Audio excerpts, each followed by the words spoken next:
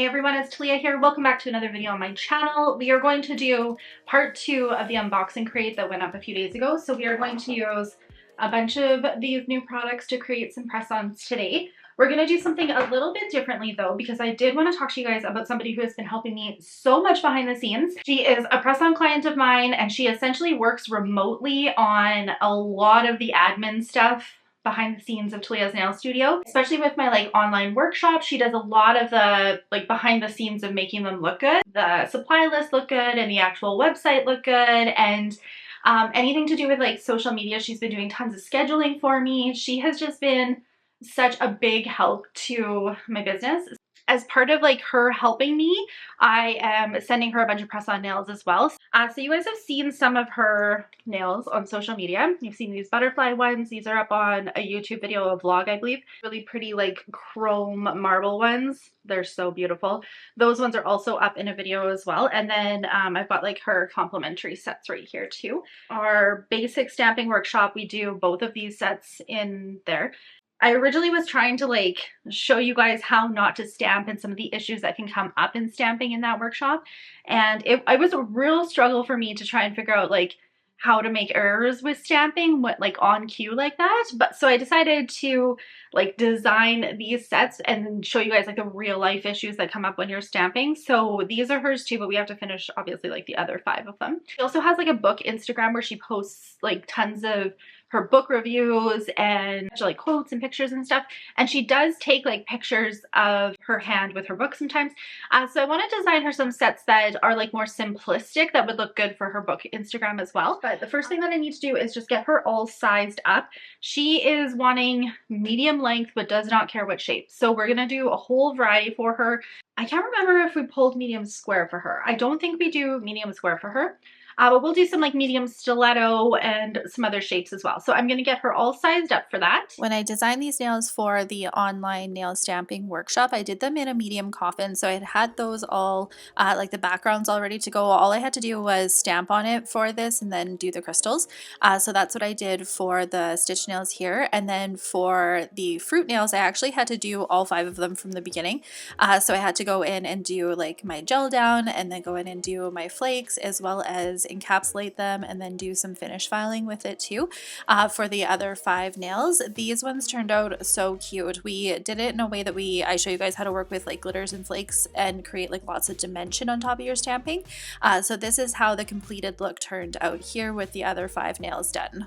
Before I could finish the rest of the nails that I wanted to do for Megan, I actually had to make a trip to DK Beauty, which I'm so glad that we have it locally because I had completely run out of size 5 in the medium natural coffin shape.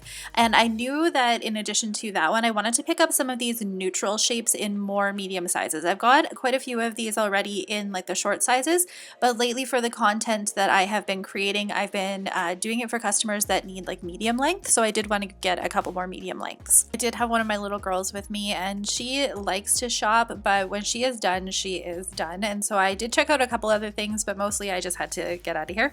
I had already planned to pick up the rest of the ice gels that I had kind of briefly showed you guys in the unboxing video because I just see so much potential with these. I know that I will use these all the time. So back home, I am unpacking everything that I picked up. I did grab 3 of the medium length apres tips and I really wanted to try this Margot color, I believe it is.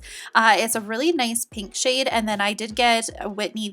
Try and get this one in all of the popular shapes because it just is so nice to have a white base because you don't have to do as many layers of your gels, I find. So after I unboxed all of the accents ones here, I'm going to give them all a stir and do some content swatching all of these. These are all of them kind of put together, and this is just such a beautiful collection. So what I see using these for is marbling as well as the background for different types of nail art, especially the one that is called Silk. It is a beautiful creamy off-white color, and to me it just screams wedding nails, but it also I think would be so good for Bridgerton inspired nails or lace nails. It has a really fun pearl effect to it. So for shapes here, I am going to use the Whitney tip. This one I have in the medium stiletto.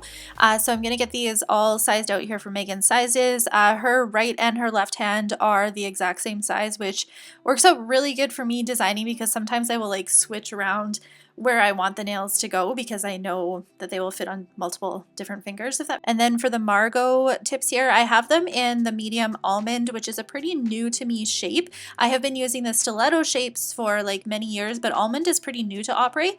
So they are a little bit like less pointy than the stilettos and then not as round as the round ones, which are the clear ones here as well. Now at this point of designing, I have no idea what I am doing for the nails, so I am just going to get them all prepped by filing like the little tip at the edge of the nails, and then also putting on some of the Opry tip primer. This acts as kind of like a sticky base for your next like layers of gel to go onto. These type of products that are like milky with little glitters or flakes in them, I love using these. This one is called Something Blue from the gel bottle, and I was picturing this over top of the Whitney tips. That way I would only have to do one coat, I was thinking, of the color, which is what I end up doing for it.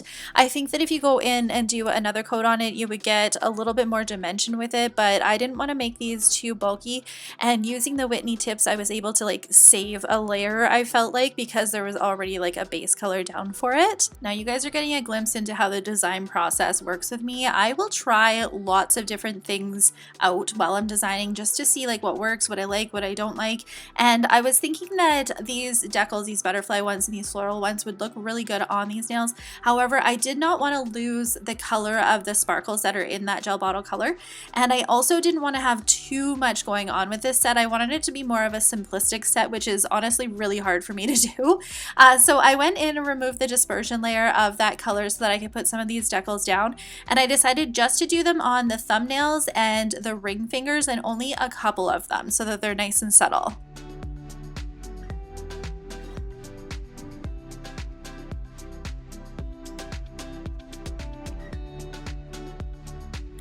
So Fusion released this top coat collection that was like a milky gel polish top coat collection, and I thought it would be perfect for this set, and I do think it is. However, again, I didn't want to lose those sparkles, so I went in and tried using the white veil color here, and I think that if you were to just use like the gel bottle color, this white veil, that would just be such a beautiful like design. It's not what I was going for with it, so I decided to use a couple of their other like shimmery top coats. This one I believe is called Ice Princess, and then this one is called Frosted Wings, and I liked this effect, but it wasn't what I was going for. So this happens quite a bit with me when I'm designing. I will just try out a few different things and just kind of see if it's matching like the vision in my head, but ultimately I decided to go in with some of my Cocoa and Claire glass builder on top of those decals. This is just going to seal those nail decals in. You don't have to do this, but I do find if you don't encapsulate them a little bit, whether that's like with 2 coats of top coat or with a gel like this, you're going to get some of the decal kind of poking through. So after that had cured, I really like the inhibition layer when the Cocoa and Claire glass builder cures, because it is super sticky, and I was thinking I should try putting some flakes on top of here and see how I like that look, and that is exactly what I did. These like metallic flakes from the gel bottle, absolutely love working with these because it's almost like they like suck into the dispersion layer. Not all flakes do that. Some flakes, when you try and put them on, you have to like really kind of mash them into the dispersion layer to make them work, but that is not the case with these ones, and I find that if I put them in the lid of the container here, I'm able to just pull like little tiny bits out, and I just really enjoy working with these. Some flakes that I have worked with, they get like a little bulky, or they don't like suck down into the dispersion layer, and they can just be like kind of a pain in the butt to work with, but I knew that these ones would work really good, and I could go in and do a top coat right on top of them. I didn't have to like seal them in or encapsulate them or anything, because they like suck down to that inhibition layer really nicely. So this is what the first design turned out like. I like how I didn't have to go in and do 2 coats of the gel bottle because I used that Whitney tips as the base here, but these are simplistic and perfect for spring. Now on big work days like this where I am designing, I will do a lot of random other projects too, such as swatching the rings on the accents colors here. I really like doing this for the accents one so that I can see what color is actually in there, and because I knew I was going to use this color, I thought, heck, let's get that ring swatched right now. So this color is called Engagement, and it has been on my wish list from the Luxio line for a while. I really like that this is like a bright Tiffany turquoisey type of shade, so perfect for spring. So I'm going to put this on all 10 nails, and then we're going to use another product on top of it.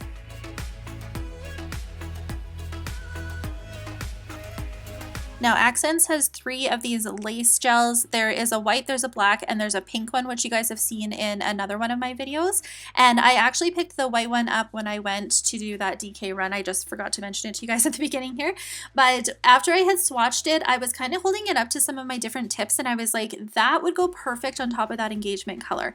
And I was envisioning it done on all of the nails and just looking like a really pretty lacy turquoise design.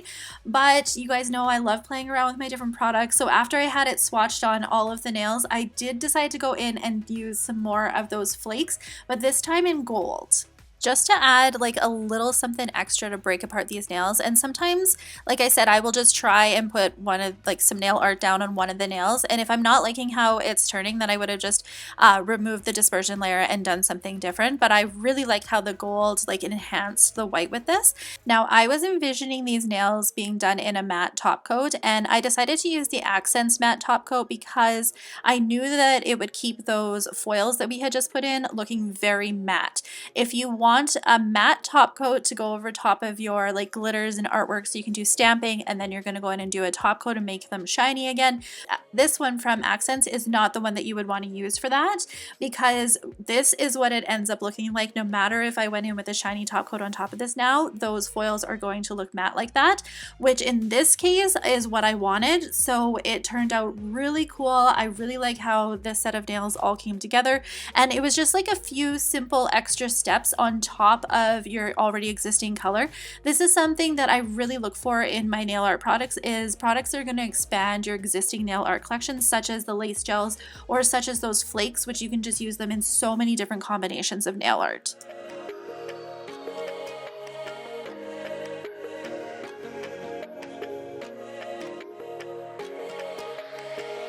Now, it wouldn't be a vlog with Talia if we didn't get up to some more random stuff. So we are going to do some more of like the little swatch ring creatings. And I wanted to make some from the wedding collection from Luxio. This one featured 3 different gel polishes that launched that have like some really cool flakes in them.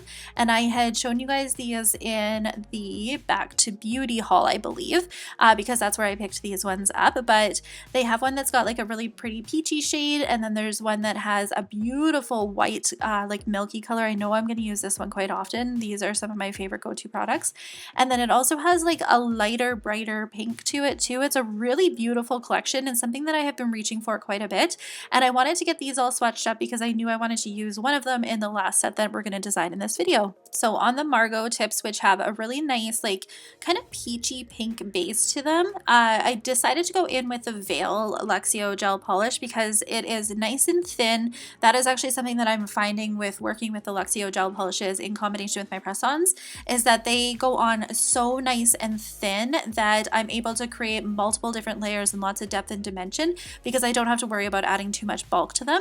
But I thought this color would be really pretty on its own, just one nice coat down, which is great that I only have to do one coat because I have like the neutral type of base for it as well. And I was thinking I wanted to make them matte so I could do some stamping on top of them, and I tried out like a couple different mattes and ultimately decided on this one from Fusion. It is called Cider, and it's got some really pretty flakes in it, and this was not necessary to do because I do think that the Veil color on its own is just beautiful. But you guys know me, I love combining different products and seeing what is going to happen and what we're going to come up with it. So I'm going to get these all painted down and then cure it, and then we're going to do some stamping. I wanted to show you guys what I really like about this stamping plate. So I decided that I wanted to do some chrome stamping, and we are going to make this very subtle. So I'm going to try out the iridescent chrome from the gel bottle on my stamper pad thing here. And then I also went in with Spectrum just right beside it because I wanted to kind of see how it was going to stamp. And I knew I was liking the iridescent a little bit more because it was just a little bit more concentrated. And I thought it would look a little bit better for the design that I had in mind here. So the thing that I really like about this stamping plate is that you can pull any of the animal print images from all of the different ones on here and create kind of like an abstract look with it. So I decided to go in and stamp down the zebra pattern first just to try out the chrome chrome to see how I liked it, and I immediately knew that I liked it. However, I didn't want zebra to be like the background with the chrome. I wanted like more of the leopard print on it. So all of the chrome stamping as the background is going to be done with the leopard print design, and then our zebra, because I wanted it to be black, is going to be stamped on top of it. So I'm going to go in and do my chrome stamping, and if you guys need some help with chrome stamping, I do go over chrome stamping a lot in my advanced stamping workshop. I think we do 4 or 5 different designs with it, and I show you guys how to use it as like an outline or how to use it just as a center, or all of my different tips for it. But in this video, we are just going to use it as like the background kind of design, and then go over top of it with some black zebra stamping on top of it. I love how this design turned out, and working with this stamping plate is so fun because it doesn't overly matter like where you put your images and how you do it. It's meant to be abstract and like kind of a random design, so it's really fun to work with. I really enjoy creating designs like this that really the artwork is like underneath the stamping, if that makes sense. So we've got a lot of layers with like that accents color, and then some top coat on top of it, and then we're doing some chrome stamping, and then but mainly the main thing you see is the zebra unless you look really close. These are the type of designs that I live for. I love creating so much depth to them. So I am going to get this card started here for another card of Megan's nails, and then I do have some other designs in mind that I want to create for her as well before I can ship out her order. So thank you guys so much for taking the time to watch this video. I hope that you enjoyed seeing a little bit more of the behind the scenes process of coming up with press-on designs. And also a huge thank you to Megan for all of your help behind the scenes. It has just made it so much easier for me to come out with different ideas and new content and workshops and stuff for you guys, having her help. So I'm very, very much appreciated. Make sure you're following me on all my social media, and I will see you guys in my next video. Bye!